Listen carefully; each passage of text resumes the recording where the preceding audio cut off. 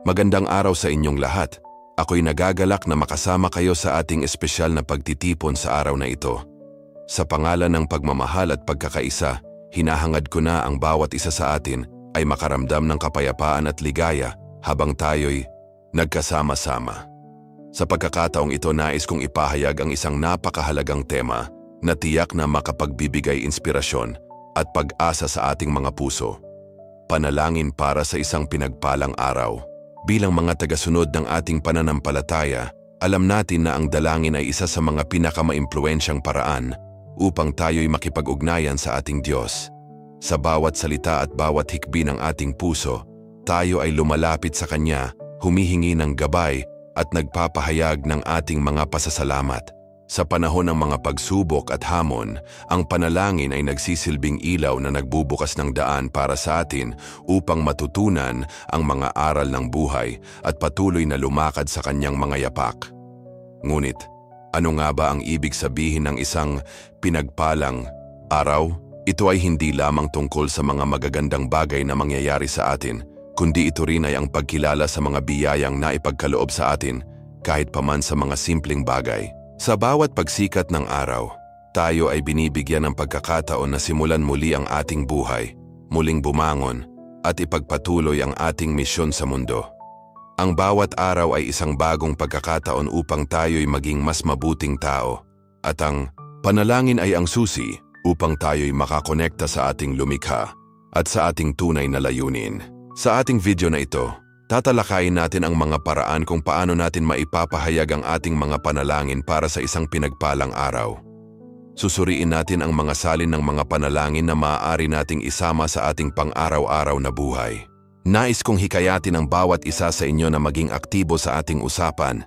I-share ninyo ang inyong mga karanasan sa panalangin, mga biyayang natamo at mga sagot sa inyong mga dasal. Ang inyong mga kwento ay maaaring maging inspirasyon para sa iba at sama-sama tayong lumago sa ating pananampalataya. Huwag kalimutang i-subscribe sa ating channel upang hindi ninyo mamiss ang mga susunod na mga video na puno ng mga pahayag ng pag-asa at pagmamahal. Ang inyong mga komento at reaksyon ay mahalaga sa amin, kaya't huwag mag-atubiling mag-iwan ng mensahe sa ibaba. Ano ang mga panalangin na nais ninyong ipagdasal para sa araw na ito? Alin sa mga aspeto ng inyong buhay ang nangangailangan ng liwanag at gabay?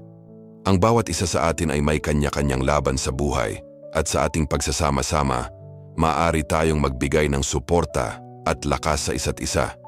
Tandaan natin na sa bawat dasal, mayroong kapangyarihan. Ang Diyos ay nakikinig at ang Kanyang mga kamay ay bukas upang yakapin tayo sa ating mga pangangailangan. Huwag tayong mawala ng pag-asa sapagkat bawat panalangin ay may kanya-kanyang oras at pagkakataon na masagot. Sa mga susunod na minuto, sama-sama tayong magdasal at magbigay ng pasasalamat para sa mga biyayang natamo at mga pagkakataong darating. Muli, welcome sa ating pagtitipon. Naway ang ating paglalakbay sa pamamagitan ng panalangin ay maging puno ng inspirasyon at pag-asa. Huwag kalimutang ibahagi ang inyong mga saloobin sa mga komento at mag-subscribe sa ating channel para sa higit pang mga mensahe ng pagmamahal at liwanag. Magsimula na tayo sa ating panalangin para sa isang pinagpalang araw. Sa awit 23, makikita natin ang malalim na mensahe ng gabay at proteksyon na ibinibigay ng Diyos sa atin bilang ating pastol. Ang mga talatang ito ay nagdadala ng isang napakalalim na pag-unawa sa ating relasyon sa Diyos at kung paano siya kumikilos sa ating buhay. Sa bawat hakbang na ating ginagawa, ang pagkakaroon ng tiwala sa Kanya ay nagiging susi sa pagbuo ng isang pinagpalang araw. Kapag tayo ay nagising sa umaga, madalas tayong nahaharap sa mga alalahanin at hamon na dala ng araw. Ngunit sa awit 23, ipinapaalala sa atin na hindi tayo nag-iisa. Ang Diyos na ating pastol ay nariyan upang tayo ay gabayan. Tulad ng isang mabuting pastol na nag-aalaga sa kanyang mga tupa, ang Diyos ay may malasakit sa ating mga pangangailangan at kalagayan. Ang kanyang mga pangako ay nagbibigay sa atin ng kapanatagan na siya ay laging nandyan, handang magbigay ng proteksyon at gabay. Sa ating panalangin para sa isang pinagpalang araw, mahalaga na ating kilalanin ang presensya ng Diyos sa ating buhay. Ang pakikipag-usap sa Kanya ay hindi lamang isang tradisyon, kundi isang pagkakataon upang ipahayag ang ating mga pangarap, takot at pag-asa. Sa bawat oras na tayo ay nagdarasal, tayo ay nagbibigay diin sa ating tiwala na ang Diyos ang may hawak ng ating kinabukasan. Sa Kanya, ang bawat bagay ay may layunin, at ang bawat hakbang ay nagdadala ng pagkakataon upang tayo ay lumago sa ating pananampalataya.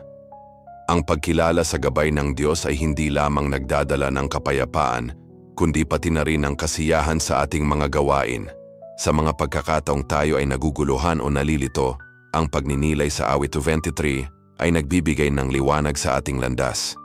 Ang mga salitang, "Hindi ako matatakot sa masamang mga bagay, sapagkat ikaw ay kasama ko," ay nagsisilbing paalala na sa kabila ng mga pagsubok at hamon, ang Diyos ay nariyan upang tayo ay palakasin. Ang Kanyang mga pangako ay nagiging tanggulan sa ating mga takot at pangamba. Mahalaga rin na sa ating panalangin ay ating isama ang pasasalamat. Sa kabila ng mga suliranin, may mga biyaya tayong natamo. Sa bawat umaga, ito ay isang pagkakataon upang magpasalamat sa mga bagay na madalas nating hindi pinapansin. Ang pagkakaroon ng pusong mapagpasalamat ay nagiging susi upang makamit ang isang masaganang araw. Sa pamamagitan ng pasasalamat, tayo ay nagiging bukas sa mga biyayang dumating at nagiging handa sa mga hamon na darating. Ang ating panalangin, na puno ng tiwala at pasasalamat, ay nagiging daan upang tayo ay makamit ang tunay na kapayapaan at kasiyahan. Sa kabila ng bagyo ng buhay, kapag tayo ay nakatuon sa gabay ng Diyos, nagiging mas madali ang pagdaanan ang mga pagsubok. Ang awit 23 ay hindi lamang nagsisilbing gabay kundi pati na rin ng lakas upang tayo ay magpatuloy sa ating landas. Sa bawat araw, tayo ay hinihimok na maglaan ng oras para sa panalangin upang makipag-usap sa ating pastol na handang makinig at umalalay. Ang ating mga alalahanin at pangarap ay mahalaga sa Kanya. Sa ating pakikipag-usap sa Kanya, tayo ay nagiging mas malapit sa Kanyang puso at ang ating pananampalataya ay lumalago. Ang bawat panalangin ay nagiging pagkakataon upang tayo ay muling mapuno ng pag-asa at lakas. Sa ganitong paraan, ang ating panalangin para sa isang pinagpalang araw ay nagiging isang makapangyarihang pahayag ng ating pananampalataya. Sa bawat hakbang na ating tatahak, kasama natin ang ating pastol na nagpapalakas sa atin. Ang pagtitiwala sa Kanya ay nagiging tulay upang tayo ay makamit ang kapayapaan, kasiyahan at tunay na tagumpay sa ating buhay. Kaya't sa bawat umaga, itaas natin ang ating mga kamay at ipagkatiwala ang ating mga araw sa Kanya, sapagkat Siya ang ating gabay at proteksyon sa lahat ng pagkakataon. Sa Filipos 4:6-7, binibigyang diin ang mahalagang mensahe ng pagkakaroon ng kapayapaan sa ating buhay sa pamamagitan ng panalangin. Sa mundong puno ng mga alalahanin, takot at hindi tiyak na hinaharap, madalas tayong nahuhulog sa bitag ng pag-aalala. Subalit ang salita ng Diyos ay nagbibigay sa atin ng isang napakahalagang paalala: huwag tayong mangamba sa anumang bagay. Sa halip, ipagkatiwala natin ang lahat ng ating mga alalahanin sa Kanya sa pamamagitan ng panalangin at pagsusumamo. Ang panalangin ay hindi lamang isang ritual o tradisyon. Ito ay isang makapangyarihang kasangkapan na nag-uugnay sa atin sa Diyos. Sa bawat pagkakataon na tayo ay nananalangin, tayo ay lumalapit sa Kanya at sa proseso, nagiging mas bukas tayo sa Kanyang kalooban. Ang mga alalahanin natin ay nagiging mga pagkakataon upang makilala natin ang Kanyang kadakilaan at kakayahan. Sa ating mga panalangin, maari tayong humingi ng karunungan sa mga desisyon, lakas sa mga pagsubok, at kapayapaan sa gitna ng bagyo ng buhay. Madalas, naiisip natin na ang mga bagay na ating pinagdaraanan ay tila napakabigat at walang katapusan. Subalit, sa pamamagitan ng panalangin, nagiging posible ang pag-alis ng mga pasanin na ito. Ang kapayapaang galing sa Diyos ay hindi isang simpleng damdamin. Ito ay isang bagay na lumalampas sa ating pangunawa. Sa kabila ng mga pagsubok at mga hamon, mayroong kapayapaan na nagmumula sa Kanya na nagbibigay sa atin ng kapanatagan sa ating mga puso. Ang tunay na kapayapaan ay nagmumula sa pagtitiwala na ang Diyos ay kumikilos sa ating buhay kahit sa mga oras na hindi natin ito nakikita. Habang tayo ay nananalangin, mahalaga ring isama ang pagpapahalaga sa mga biyayang natamo natin. Ang pasasalamat ay hindi lamang isang bahagi ng ating panalangin. Ito ay isang salamin ng ating pananampalataya. Sa bawat pagkakataon na tayo ay nagpapasalamat, tayo ay nagiging mas aware sa mga magagandang bagay na ibinibigay sa atin ng Diyos. Ang pasasalamat ay nagbubukas ng ating mga mata sa mga biyayang madalas nating hindi napapansin sa ating araw-araw na pamumuhay. Mula sa simpleng bagay tulad ng magandang umaga, malusog na katawan at mga kaibigang sumusuporta hanggang sa mga malalaking tagumpay at mga panalangin na natugunan. Sa bawat araw, ang ating pananaw ay maaaring maapektuhan ng ating mga karanasan at alalahanin. Subalit, sa pamamagitan ng panalangin at pasasalamat, nagiging posible ang pagkakaroon ng positibong pananaw. Ang mga alalahanin ay nagiging mga pagkakataon upang tayo ay lumago sa ating pananampalataya. Ang mga pagsubok ay nagiging hakbang patungo sa mas malalim na relasyon sa Diyos. Sa bawat panalangin, tayo ay lumalapit sa Kanya at nagiging mas bukas sa Kanyang gabay. Pag-isipan natin ang mga pagkakataon sa ating buhay. Sa mga oras na tayo ay naguguluhan, tayo ba ay lumalapit sa Diyos sa pamamagitan ng panalangin? Sa mga pagkakataong tayo ay nalulumbay, tayo ba ay nagpasalamat sa mga biyayang natamo? Ang mga tanong na ito ay mahalaga sa ating espiritual na paglalakbay. Ang paglapit sa Diyos sa pamamagitan ng panalangin ay hindi lamang nagdadala ng kapayapaan, ito rin ay nagiging daan upang tayo ay lumago at magbago. Sa bawat araw, may mga pagkakataon tayong ipagkatiwala ang ating mga alalahanin sa Kanya. Sa halip na maging biktima ng takot at pag-aalala, maaari tayong maging mga tagapagdala ng kapayapaan at pag-asa sa ating paligid. Ang kapayapaang nagmumula sa Diyos ay isang ilaw na nagliliwanag hindi lamang sa ating buhay, kundi pati na rin sa buhay ng ibang tao. Sa pamamagitan ng ating pananampalataya at panalangin, tayo ay nagiging mga instrumento ng Kanyang kapayapaan sa mundong ito. Naway sa ating mga panalangin, ating maranasan ang kapayapaang hindi maipaliwanag na nagmumula sa ating pagtitiwala sa Diyos. Sa bawat araw na tayo ay bumangon, naway punuin natin ang ating puso ng pasasalamat at pag-asa upang tunay na makamit ang isang pinagpalang araw. Ang pasasalamat at kaligayahan ay mga susi sa pagkakaroon ng isang matagumpay at pinagpalang araw. Sa 1 Thessalonica 5:16-18, tayo ay hinihimok na maging masaya at mapagpasalamat sa lahat ng pagkakataon. Ang mga talatang ito ay hindi lamang naglalaman ng mga simpleng utos, kundi ito rin ay isang paanyaya na muling suriin ang ating mga puso at isipan. Sa kabila ng mga pagsubok at hamon na ating nararanasan, may mga dahilan pa ring dapat tayong ipagpasalamat. Ang pagiging masaya ay hindi nakabatay sa ating mga kalagayan o sa mga bagay na mayroon tayo. Ito ay isang estado ng isipan na nagmumula sa ating kaalaman na ang Diyos ay laging naroon para sa atin, handang magbigay ng tulong at suporta. Sa mga pagkakataong tayo ay nahaharap sa mga pagsubok, maaari tayong pumili na mag-focus sa mga bagay na nagbibigay sa atin ng kaligayahan. Maaaring ito ay mga simpleng bagay tulad ng pagdapo ng araw sa ating mga balat, ang mga ngiti ng ating mga mahal sa buhay, o ang mga pagkakataon upang maglingkod sa iba. Ang mga ito ay mga biyayang hindi natin dapat ipagwalang bahala.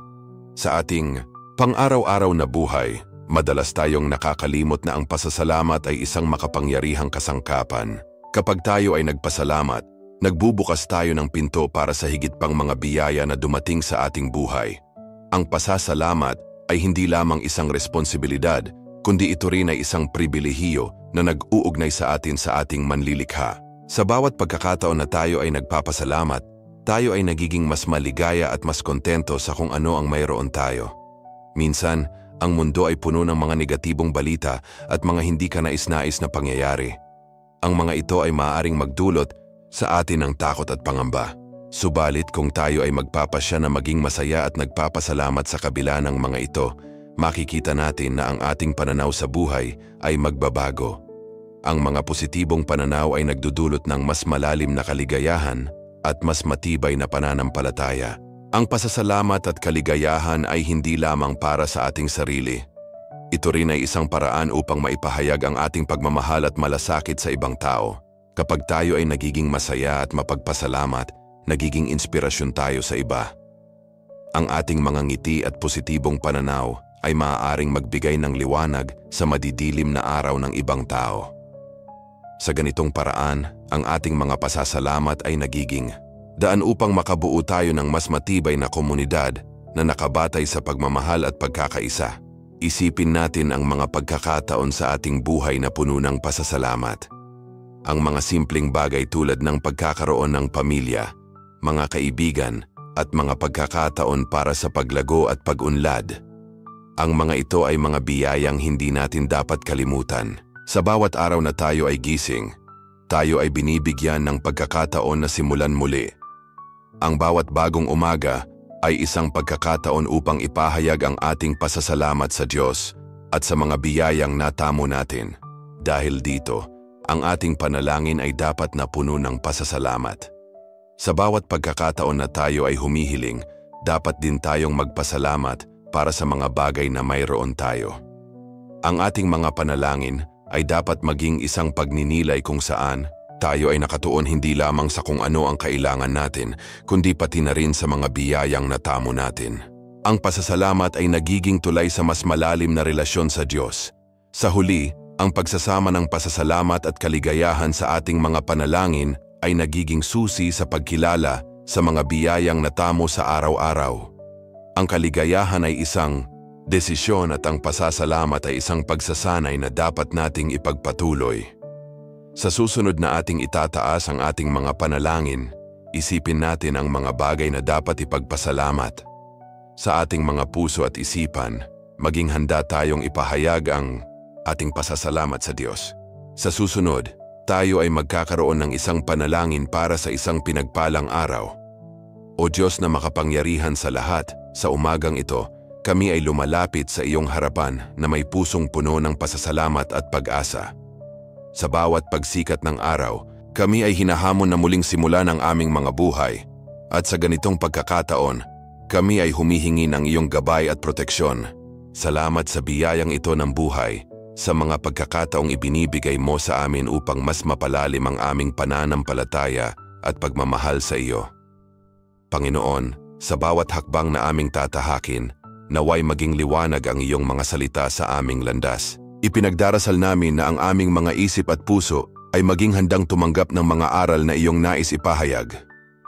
Bigyan mo kami ng karunungan upang maunawaan ang iyong kalooban at lakas upang mapaglabanan ang mga pagsubok na darating. Sa mga oras na kami ay naliligaw ng landas, naway maging gabay namin ang iyong Espiritu Santo upang kami ay muling maibalik sa tamang direksyon. Sa mga pagkakataong kami ay nahaharap sa mga hamon, tulungan mo kami na manatiling matatag at puno ng pag-asa. Sa mga oras ng takot at pangamba, bigyan mo kami ng kapayapaan na nagmumula sa iyong presensya. Naway huwag kaming mawalan ng pananampalataya sa mga pangako mo. Sa bawat problema na aming kinakaharap, naway makita namin ang iyong mga kamay na nag-aabot ng tulong at pagsuporta. Panginoon, kami ay nagpapakumbaba sa iyong harapan at humihingi ng kapatawaran sa mga pagkakataong kami ay nagkulang sa aming mga tungkulin bilang mga tagasunod mo. Sa mga pagkakataong kami ay nagkamali at hindi nakinig sa iyong tinig, naway ipagkaloob mo ang iyong habag at tulungan kaming ituwid ang aming mga pagkakamali. Ipinapanalangin namin ang mga taong naapektuhan ng aming mga desisyon. Naway makahanap sila ng kaaliwan at lakas sa kanilang mga pagsubok. Sa araw na ito, kami ay nananalangin para sa mga tao sa aming paligid. Ipinagdarasal namin ang aming pamilya, mga kaibigan, at mga komunidad. Naway pagyamanin mo ang aming mga ugnayan at bigyan kami ng pusong handang magbigay ng pagmamahal at suporta sa isa't isa. Sa gitna ng mga hamon, tulungan mo kaming maging mga ilaw sa buhay ng iba, tagapaghatid ng pag-asa at pagmamahal sa mga nangangailangan. Panginoon, sa mga oras ng kalungkutan at pagsubok, naway maging matatag ang aming pananampalataya sa iyo. Ipinapanalangin namin ang mga taong nagdadalamhati, ang mga may sakit at ang mga nawawalan ng pag-asa. Ipadama mo sa kanila ang iyong pag-ibig at yakap sa mga pagkakataong sila ay nalulumbay. Naway makatagpo sila ng lakas sa iyong mga salita at sa mga tao na nagmamalasakit sa kanila. Ipinapanalangin din namin ang mga frontliners at mga taong nagtatrabaho upang mapanatili ang kaligtasan ng iba. Bigyan mo sila ng lakas at pagpapanibago sa kanilang mga puso. O Diyos, sa mga araw na ito, kami ay nagtataas ng mga panalangin para sa aming mga leader, sa mga tao na may kapangyarihan na gumawa ng pagbabago sa aming lipunan. Naway punuin mo sila ng karunungan at malasakit upang ang kanilang mga desisyon ay magdulot ng kabutihan at pag-unlad sa lahat.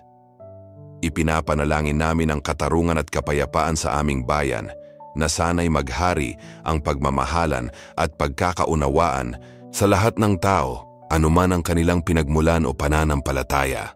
Panginoon, kami ay humihingi ng kalakasan sa aming mga puso at isipan. Naway sa bawat pagkakataon na kami ay nahaharap sa mga pagsubok, makahanap kami ng lakas sa mga alaala ng iyong mga ginawa para sa amin. Sa mga pagkakataong kami ay nawawalan ng pag-asa, naway muling sumiklab ang apoy ng aming pananampalataya at pagmamahal sa iyo. Ipinapanalangin namin na ang bawat araw ay maging pagkakataon para sa pagbabago at paglago, hindi lamang sa aming mga sarili, kundi pati na rin sa aming mga komunidad.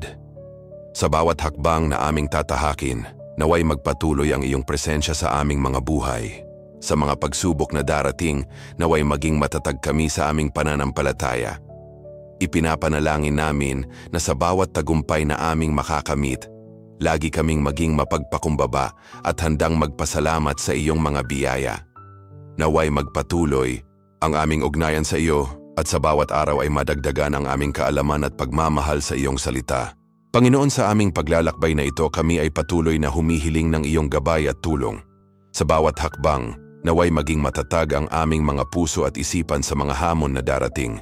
Ipinapanalangin namin na sa mga pagkakataong kami ay nahihirapan, matutunan naming magtiwala sa iyong plano para sa amin. Kahit na ang mga bagay ay tila mahirap at hindi maunawaan, naway ang aming pananampalataya ay patuloy na maging sandigan namin sa mga oras ng pagsubok. Sa mga pagkakataong kami ay naguguluhan, tulungan mo kami na makahanap ng kapanatagan sa iyong mga salita. Ipinapanalangin namin na ang banal na kasulatan ay maging ilaw sa aming landas upang kami ay hindi maligaw sa aming mga desisyon. Bigyan mo kami ng kaalaman at lalim ng pag-unawa sa mga aral na nais mong iparating sa amin upang sa ganitong paraan kami ay maging mas malapit sa iyo at sa mga tao sa aming paligid. Panginoon, sa mga sandaling ang aming mga puso ay puno ng takot at pangamba, ipagkaloob mo sa amin ang kapayapaan na nagmumula sa iyo. Naway sa bawat pagkakataon na kami ay humaharap sa mga pagsubok, mapanatili namin ang aming tiwala na ikaw ay laging naririyan upang kami ay iangat at bigyan ng lakas. Sa mga oras ng pangungulila at pag-aalala, naway maramdaman namin ang iyong yakap na nagbibigay ng kapanatagan at lakas. Ipinapanalangin din namin ang aming mga pamilya at mga mahal sa buhay. Naway patuloy mo silang protektahan at bigyan ng gabay sa kanilang mga pinagdadaanan. Sa bawat pagsubok na kanilang nararanasan, naway maging matatag sila sa kanilang pananampalataya at laging tumingin sa iyo bilang kanilang kanlungan. Naway pagyamanin mo ang aming mga ugnayan at tulungan kaming maging mga tagapaghatid ng pagmamahal at suporta sa isa't isa. Panginoon, itinuturo mo sa amin ang kahalagahan ng pagkakaisa at pagtutulungan. Ipinapanalangin namin na sa mga oras ng hidwaan at alitan, kami ay maging mga tagapag-ayos ng sigalot at mga tagapagdala ng kapayapaan. Naway matutunan naming iwanan ang aming mga pag-aaway at magtulungan para sa ikabubuti ng aming komunidad. Sa pamamagitan ng aming pagkakaisa, naway maging halimbawa kami sa iba at maipakita ang tunay na diwa ng pagmamahal at pagkakaunawaan. Sa mga pagkakataong kami ay nahaharap sa mga desisyon na mahirap gawin, tulungan mo kami na linangin ang aming mga isip at damdamin. Naway maging matatag kami sa aming mga pinili at laging isaalang-alang ang mga epekto ng aming mga desisyon sa aming sarili at sa ibang tao.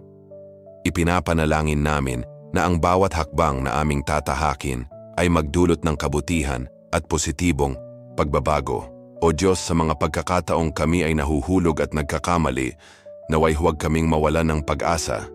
Ipaalala mo sa amin na bawat pagkakamali ay pagkakataon din para sa pagbabago at pagkatuto. Bigyan mo kami ng lakas ng loob na ituwid ang aming mga pagkakamali at ipagpatuloy ang aming paglalakbay patungo sa iyong mga layunin. Naway maging inspirasyon kami sa iba sa pamamagitan ng aming mga kwento ng pagsisikap at pagtindig muli sa kabila ng mga pagsubok. Panginoon, sa aming pagwawakas ng panalangin na ito, kami ay patuloy na umaasa at nagtitiwala sa iyong mga pangako. Naway ang aming mga puso ay maging bukas sa lahat ng mga biyayang iyong ipagkakaloob. Sa bawat araw, naway maging pagkakataon ito upang mas mapalalim ang aming ugnayan sa iyo at sa aming kapwa. Sa ngalan ng iyong anak na si Jesus, kami ay nananalangin. Amen. Sa pagtatapos ng ating devotional na ito, nais kong magbigay ng ilang mga pagninilay-nilay na sana ay magbigay ng liwanag at inspirasyon sa ating mga puso. Habang tayo'y nagmuni-muni sa ating tema, ang panalangin para sa isang pinagpalang araw, naway naisip natin ang kahalagahan ng bawat araw na ipinagkaloob sa atin. Sa bawat umaga, tayo'y binibigyan ng panibagong pagkakataon upang makapaglingkod, makapagpatawad, at higit sa lahat, makapagbigay ng pagmamahal sa ating kapwa. Sa ating buhay, may mga pagkakataong maaari tayong makaramdam ng panghihina o kawalang pag-asa. Sa mga ganitong sandali, mahalaga na tayo'y bumalik sa ating pananampalataya at alalahanin ang mga pangako ng Diyos. Siya ay laging nandiyan, handang magbigay ng lakas at gabay. Ang ating mga panalangin ay hindi lamang mga salita. Ito ay mga tulay na nag-uugnay sa atin sa ating manlilikha. Sa bawat dasal, tayo'y lumalapit sa Kanya at sa bawat sagot, tayo'y lumalago sa ating pananampalataya. Ipinapaalala sa atin ang ating mga banal na kasulatan na tayong lahat ay nilikha sa Kanyang wangis. Ito ay isang mahalagang katotohanan na dapat nating yakapin araw-araw. Kung tayo'y may mga pagsubok, huwag tayong matakot magtanong at humingi ng tulong. Sa ating mga kapatid sa pananampalataya, sa ating pamilya at sa ating komunidad, naroon ang suporta at pagmamahal na kailangan natin. Huwag nating kalimutan na tayo'y hindi nag-iisa sa ating mga laban. Sa bawat hakbang na ating ginagawa, kasama natin ang Diyos at ang ating mga kasama sa buhay. Sa ating pang-araw-araw na pamumuhay, dapat tayong maging mga tagapagdala ng liwanag at pag-asa. Sa bawat tao na ating nakakasalubong, may pagkakataon tayong ipakita ang pagmamahal ng Diyos. Ang simpleng ngiti, isang mabuting salita, o kahit ang pag-alala sa kanilang mga pangangailangan ay may malalim na epekto. Naway maging inspirasyon tayo sa iba at sa ating maliliit na pagkilos, makapagbigay tayo ng pag-asa sa mga nawawala ng pag-asa. Sa ating pagninilay-nilay, naway maging daan ito upang tayo'y mas maging mapagpasalamat sa mga biyayang natamo natin. Minsan madalas tayong nakatuon sa mga bagay na wala tayo kaysa sa mga bagay na mayroon tayo. Ang pagiging mapagpasalamat ay isang mahalagang hakbang upang makilala ang kabutihan ng Diyos sa ating buhay. Ang ating mga saloobin ay may kapangyarihan. Kaya't ipagdasal natin na palaging maging positibo ang ating pananaw at tingnan ang mga bagay na nagbibigay ng kasiyahan at kapayapaan. Bago tayo magtapos, nais kong hikayatin ang bawat isa sa atin na patuloy na manalangin, hindi lamang para sa ating mga sarili, kundi para sa iba. Maglaan tayo ng oras upang ipanalangin ang ating mga mahal sa buhay, ang ating komunidad at ang buong mundo. Sa ating mga panalangin, tayo ay nagiging tagapamagitan, nagdadala ng liwanag sa mga dilim at pag-asa, sa mga pusong nawawala ng pag-asa. Sa huli, naway dalhin natin ang mga aral ng ating pagninilay-nilay sa ating mga puso at sa ating mga gawa. Magsimula tayo sa mga maliliit na bagay at unti-unting palaguin ang ating pananampalataya. Ang bawat araw ay isang pagkakataon upang ipakita ang ating pagmamahal sa Diyos at sa ating kapwa. Tayo'y magpatuloy sa ating paglalakbay na puno ng pananampalataya, pag-asa at pag-ibig na may katiyakan na ang ating Diyos ay laging kasama natin. Maging sa mga darating na araw, naway mapanatili natin ang ating koneksyon sa Kanya sa pamamagitan ng ating mga panalangin at mga gawa. Patuloy tayong maging mga tagapaghatid ng Kanyang pagmamahal at pagkalinga sa mundo. Ngayon at magpakailanman, sana'y mapuno tayo ng Kanyang biyaya at pagkalinga. Hanggang sa muli, naway magpatuloy tayo sa ating mga panalangin at sa ating pakikipag-ugnayan sa Diyos at naway makamit natin ang tunay na pinagpalang araw.